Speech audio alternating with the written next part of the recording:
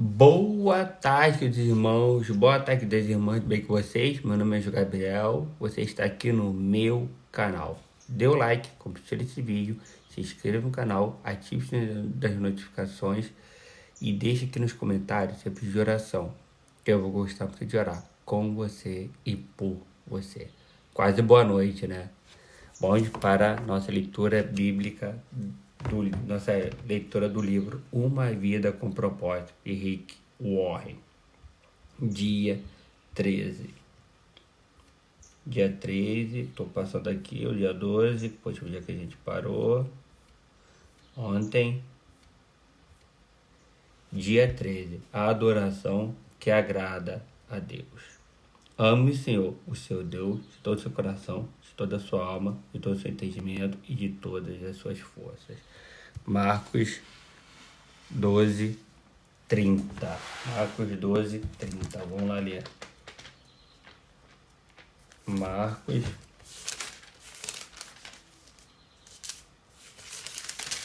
12, 30. Ame o Senhor, o seu Deus, de todo o seu coração, de toda a sua alma, de todo o seu entendimento e de todas as suas forças. Deus quer você por inteiro. O Senhor não quer apenas uma parte de sua vida. Ele pede todo o seu coração, toda a sua alma, todo o seu entendimento e toda a sua força.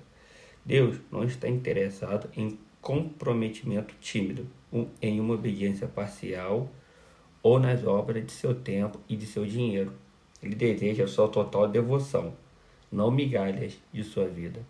Certa vez, uma samaritana tentou argumentar com Jesus sobre o melhor momento, lugar e forma de adorar. Jesus respondeu que essas questões externas não tinham importância.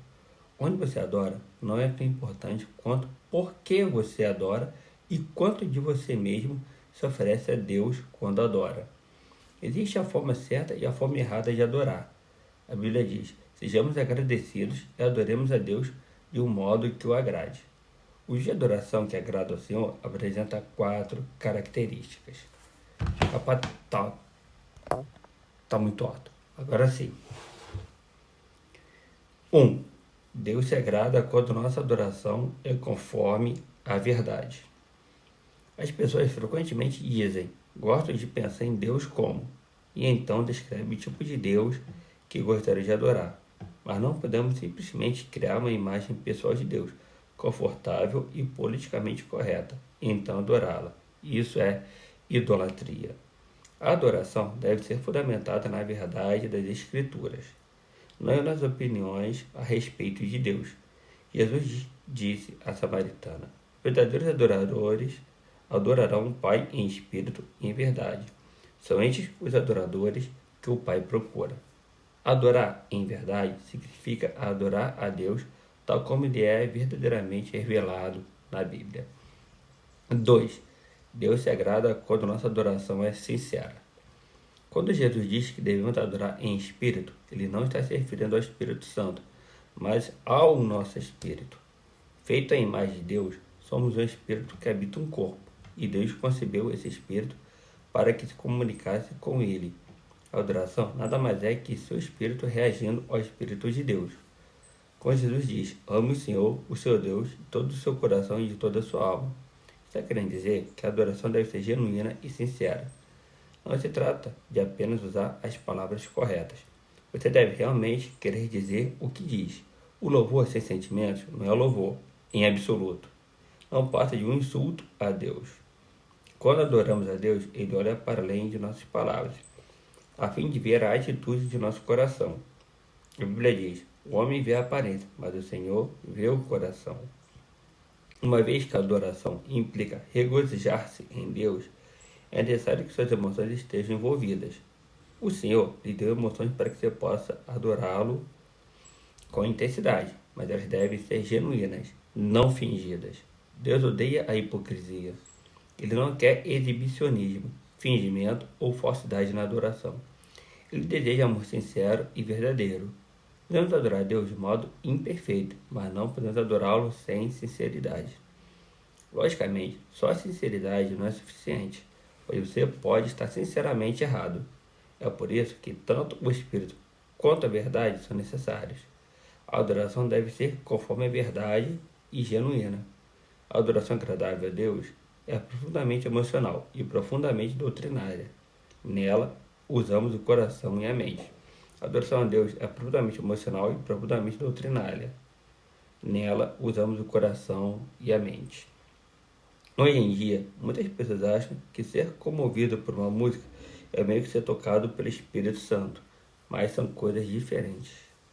A verdadeira adoração acontece quando seu espírito responde a Deus, não a uma melodia. Na verdade, algumas canções introspectivas e sentimentais impedem a adoração, pois retiram a evidência de Deus e a transferem para nossos sentimentos. Sua mais distração na adoração é você mesmo. Seus interesses e suas preocupações com o que os outros pensam a seu respeito. Os cristãos discordam com frequência da forma mais apropriada ou genuína de louvar a Deus, mas essas discussões normalmente refletem apenas diferenças de formação e de personalidade. Muitas formas de louvor são mencionadas na Bíblia, entre elas confessar, cantar, colocar-se de pé, ajoelhar-se, dançar, manifestar alegria, testificar, tocar instrumentos musicais e erguer as mãos. O melhor estilo de adoração é aquele que mais genuinamente representa seu amor por Deus, com base na formação e na personalidade que ele lhe deu. Meu amigo Gary Thomas observou que muitos cristãos parecem emperrados em uma adoração rotineira, uma rotina insatisfatória, em vez de ver uma empolgante amizade com Deus. Isso ocorre porque se obrigam a utilizar métodos devocionais ou estilos de adoração que não se ajustam à maneira especialmente concedida por Deus a cada um. O melhor tipo de adoração é aquele que mais genuinamente representa seu amor por Deus. Gary raciocinou: se Deus propositadamente nos fez todos diferentes, por que deveríamos todos amar a Deus da mesma forma? Lendo obras cristãs clássicas e entrevistando cristãos maduros, Gary descobriu que os cristãos têm utilizado caminhos variados há 2000 anos para desfrutar intimidade com Deus, ao ar livre, estudando, cantando, lendo, dançando, criando obras de arte, servindo outras pessoas, sendo solidários, desfrutando da comunhão e participando de dezenas de outras atividades. Esse livro, Sacred Pathways, Caminhos Sagrados, Gary identifica 9 maneiras pelas quais as pessoas se aproximam de Deus. Os naturalistas são mais motivados a amar a Deus ao ar livre, em ambientes naturais.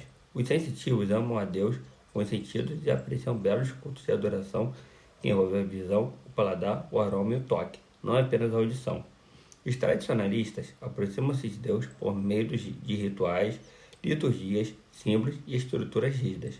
Os ascetas preferem amar a Deus na solidão e com simplicidade. Os ativistas amam a Deus pelo confronto com o mal, combatendo a injustiça e trabalhando para tornar o mundo um lugar melhor. Os misericordiosos amam a Deus demonstrando seu amor a outros e suprindo as necessidades deles. Os entusiastas amam a Deus com celebrações. Os contemplativos amam a Deus por meio da adoração. Os intelectuais amam a Deus ao estudá-lo, isto é, fazendo uso da mente. Não há um modelo único de aproximação para adorar e desenvolver amizade com Deus. Uma coisa é certa: você não glorifica a Deus tentando ser alguém que Ele nunca quis que você fosse. Deus quer que você seja você mesmo. Este é o tipo de gente que o Pai está procurando. Aquele que é simples e honesto na presença dele em seu culto. 3. Deus se agrada quando nossa adoração é meditativa. A ordem de Jesus: ame o Senhor de todo o seu entendimento, repetida 4 vezes no Novo Testamento.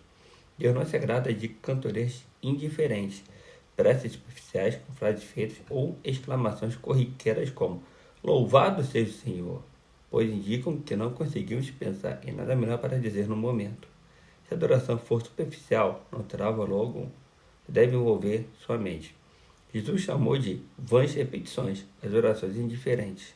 Até mesmo expressões bíblicas podem se tornar expressões banalizadas pelo uso exagerado, quando então deixamos de pensar no significado. É bem mais fácil utilizar chavões ao adorar que fazer um esforço para honrar a Deus com palavras originais. É por isso que eu o encorajo a ler diferentes traduções e paráfrases da Bíblia. Isso ampliará suas expressões de adoração. Tente louvar a Deus se utilizar as palavras louvor, aleluia, obrigado, amém. Vem dizer, eu só quero louvá-lo. Faça uma lista de sinônimos e use palavras novas como admirar, respeitar, valorizar, reverenciar, honrar e apreciar. Além disso, seja específico. Se alguém falasse com você e repetisse 10 vezes, eu te louvo, você provavelmente pensaria, por que motivo? Você preferiria ouvir 2 elogios específicos a dezenas de generalidades imprecisas. Deus também. Outra ideia é fazer uma lista dos diferentes nomes de Deus e concentrar-se neles. Os nomes de Deus não são casuais, eles revelam diferentes aspectos de seu caráter. No Antigo Testamento, Deus se revela progressivamente a Israel, atribuindo novos nomes a si mesmo. Além disso, ele nos orienta a louvar seu nome. Deus também quer que nossas reuniões com a comunidade cristã sejam ponderadas. Paulo dedica a isso todo o capítulo 14 de 1 Coríntios e finaliza. Mas tudo deve ser feito com decência e ordem. 1 Coríntios 14. Bora ler 1 Coríntios 14. 1 Coríntios 14. Sigam o caminho do amor e busquem com dedicação os dons espirituais, principalmente o dom de profecia. Pois quem fala em uma língua não fala aos homens, mas a Deus. De fato, ninguém o entende. Em espírito fala mistérios, mas quem profetiza o faz para edificação, encorajamento e consolação dos homens. Quem fala em língua a si mesmo se edifica, mas quem profetiza edifica a igreja. Gostaria que todos vocês falassem em línguas, mas prefiro que profetizem. Quem profetiza é melhor do que aquele que fala em línguas, a não ser que as interprete para que a igreja seja edificada.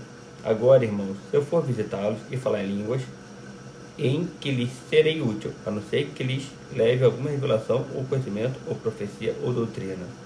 Até no caso de coisas inanimadas que produzem sons, tais como a flauta ou a cítara, como alguém reconhecerá o que está sendo tocado se os sons não forem distintos?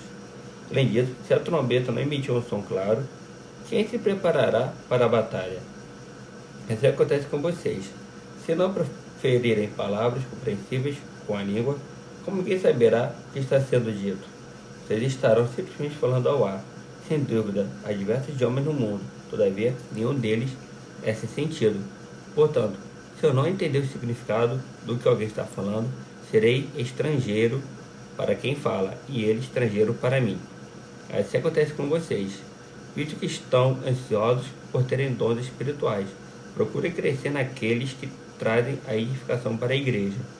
Por isso, quem fala em uma língua, ore para que possa interpretar. Pois, se oro em uma língua, meu espírito ora, mas a minha mente fica infrutífera. Então, que farei? Orarei com o espírito, mas também orarei com entendimento. Cantarei com o espírito, mas também cantarei com entendimento. Se você estiver louvando a Deus em espírito, não poderá aquele que está entre os não instruídos dizer Amém. A sua ação de graças, visto que não sabe o que você está dizendo. Pode ser que você esteja dando graças muito bem, mas o outro não é edificado. Eu, graças a Deus, falo em línguas, mais do que todos vocês. Todavia, na igreja, eu prefiro falar 5 palavras compreensíveis para instruir os outros a falar 10.000 palavras em uma língua. Irmãos, deixem de pensar como crianças. Com respeito ao mal, sejam crianças, mas quanto ao modo de pensar, sejam adultos, pois está escrito na lei. Por meio de homens de outras línguas e por meio de lábios de estrangeiros falarei este povo, mas mesmo assim eles não me ouvirão, diz o Senhor. Portanto, as línguas são um sinal para os descrentes e não para os que creem. A profecia, porém, é para os que creem e não para os descrentes. Assim, que toda a igreja se reunir e todos falarem em línguas e entrarem alguns não instruídos ou descrentes, não dirão que vocês estão loucos? Mas se entrar algum descrente ou não instruído, quando todos estiverem profetizando, ele por todos será convencido de que é pecador, e por todos será julgado. E os segredos do seu coração serão expostos. Assim ele se prostrará, rosto em terra, e adorará a Deus, exclamando: Deus realmente está entre vocês. Portanto, que diremos, irmãos? Quando vocês se reúnem, cada um de vocês tem um salmo, ou uma palavra de instrução, uma revelação, uma palavra em uma língua, ou uma interpretação. Tudo seja feito para a edificação da igreja. Se, porém, alguém falar em língua, deve falar 2, no máximo 3, e alguém deve interpretar. Se não houver intérprete, fique calado na igreja, falando consigo mesmo e com Deus. Tratando-se de profetas, falem 2 ou 3, e os outros julguem cuidadosamente o que foi dito. Se vier uma revelação a alguém que está sentado, cale-se o primeiro, pois vocês todos podem profetizar, cada um por sua vez, de forma que todos sejam instruídos e encorajados. O espírito dos profetas está sujeito aos profetas, pois Deus não é Deus de desordem, mas de paz. Como em todas as congregações dos santos, permaneçam as mulheres em silêncio nas igrejas, pois não lhes é permitido falar, antes permaneçam em submissão, como diz a lei. Se quiserem aprender alguma coisa, que perguntem a seus maridos em casa, pois é vergonhoso uma mulher falar na igreja. Acaso a palavra de Deus originou-se entre vocês? São vocês o único povo que ela alcançou? Se alguém pensa que é profeta espiritual, reconheça que lhes estou escrevendo é mandamento do Senhor. Se ignorar isso, ele mesmo será ignorado. Portanto, meus irmãos, busque com dedicação o profetizar e não proíba falar em línguas, mas tudo deve ser feito com decência e ordem. A esse respeito, Deus insiste em que nossos cultos sejam compreensíveis aos não cristãos quando estes estiverem presentes em nossas reuniões de adoração. Paulo observa: se você estiver louvando a Deus em espírito, como poderá aquele que está entre os não instruídos dizer o amém à sua ação de graças? E os que não sabem o que você está dizendo, pode ser que você esteja dando graças muito bem, mas o outro não é edificado. Ser cuidadoso ao tratar com os não cristãos que visitam o culto é uma ordem bíblica. Desprezar essa ordem é tanto um ato de desobediência quanto de crueldade. Deus se agrada quando nossa adoração é prática. A Bíblia diz: apelo que vocês deem seus corpos a Deus, que eles sejam um sacrifício vivo, santo, o tipo de sacrifício que ele pode aceitar. Por que o corpo? Porque o Senhor não diz: apresentem o seu espírito. Por que o Senhor não diz: apresentem o seu espírito? Porque sem um corpo você não pode fazer nada neste planeta. Na eternidade, será receber um corpo novo, aperfeiçoado e aprimorado. Mas, enquanto estiver neste mundo, Deus diz: dê-me o que você tem. Ele está apenas sendo prático a respeito da adoração. Já viu pessoas dizerem: não poderia participar da reunião desta noite, mas estarei com vocês em espírito. Você sabe o que isso significa? Nada. É inútil. Enquanto você estiver neste mundo, seu espírito só poderá estar onde seu corpo estiver. Seu corpo não está lá. Se seu corpo não está lá, também não está. Na adoração, devemos oferecer nosso corpo como sacrifício vivo. Normalmente associamos o sacrifício com algo morto, mas Deus quer que vocês sejam um sacrifício vivo. Que você viva por ele. Entretanto, o problema com o sacrifício vivo é a possibilidade dele fugir sorrateiramente do altar, o que muitas vezes acontece. Cantamos: ó cristãos, avante! No domingo, na segunda, batemos em retirada e voltamos ao nosso velho modo de vida. No Antigo Testamento, Deus se agradou de diversos sacrifícios de adoração, pois profetizavam o sacrifício de seu Filho por nós na cruz. Hoje Deus também se agrada de sacrifícios de adoração diferentes: ação de graças, louvor, humildade, arrependimento, ofertas em dinheiro, oração, serviço aos outros e ajuda aos necessitados. A verdadeira adoração implica um custo. Davi sabia disso e afirmou: eu não vou oferecer ao Senhor, meu Deus, sacrifícios que não me custaram nada. Um dos custos que a adoração tem para nós é o egocentrismo. Você pode louvar a Deus e a si mesmo ao mesmo tempo. Você não adora para ser visto pelos outros ou para agradar você mesmo. Ao adorar, você deliberadamente muda o foco da atenção para Deus.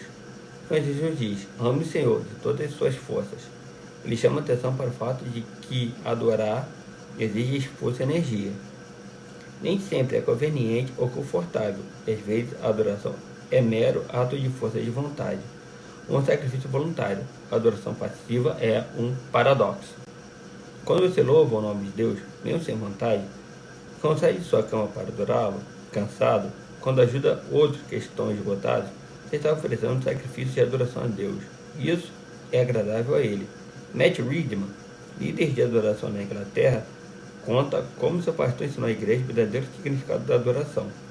Para mostrar que a adoração é mais que música, ele proibiu todos os cânticos por um período de tempo, até que eles aprendessem a adorar de outras maneiras. Ao fim daquele período, Matt escreveu a canção Heart of Worship, essência da adoração.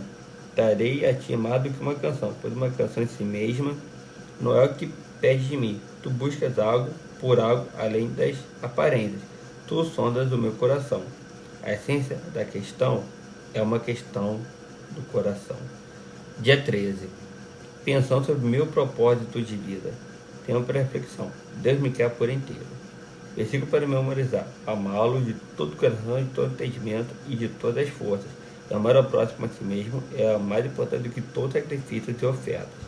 Marcos 12, 33. Mateus, Marcos 12, 33. Amá-lo de todo o coração, de todo entendimento, de todas as forças e amar ao próximo como a si mesmo é mais importante do que todos os sacrifícios e ofertas. Pergunta para meditar. O que agrada mais a Deus neste momento? Minha adoração pública ou minha adoração em particular? O que farei a respeito? Hoje daqui foi a leitura do livro Uma Vida com Propósito, de Rick Warren, dia 13. Adoração que agrada a Deus. Dê um like, compartilhe esse vídeo, se inscreva no canal, ative o sininho das notificações, deixe aqui nos comentários seu pedido de oração. Eu gostava muito de orar com você e por você. Valeu, até a próxima. Tchau, tchau.